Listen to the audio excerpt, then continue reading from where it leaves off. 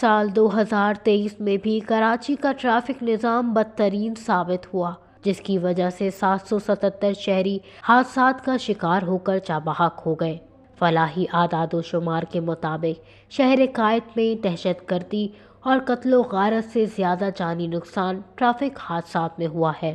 رواں سال جنوری میں 70، فروری میں 60، مارچ میں 75 افراد ٹریفک حادثات میں جان کی بازی ہار گئے۔ اسی طرح اپریل میں 83، مئی میں 64، جون میں 36، جولائی میں 60، اگست میں 69، ستمبر اور اکتوبر میں 62، نومبر میں 91 اور دسمبر میں مختلف ٹریفک حادثات میں 47 سے زائد افراد جان کی بازی ہار چکے ہیں، جبکہ ٹریفک پولیس کی جانب سے تیز رفتاری کے خلاف بھی کوئی مؤثر مہم نہیں چلائی گئی۔ ایڈیشنل آئی جی کا کہنا ہے کہ ٹریفک حادثات کی بڑی وجہ شاہراہوں پر غیر ضروری یو ٹرنز، اسپیڈ بریکرز اور ناقص انجینئرنگ کی وجہ سے بنائے گئے چوک چوراہے ہیں، جبکہ شہر قائد کے باسیوں کا کہنا ہے کہ ناقص انفراسٹرکچر، ٹریفک قوانین کی خلاف ورزی اور ہیوی ٹرانسپورٹ کی فٹنس کی مؤثر جانچ پڑتال نہ ہونا حادثات کی وجہ ہے۔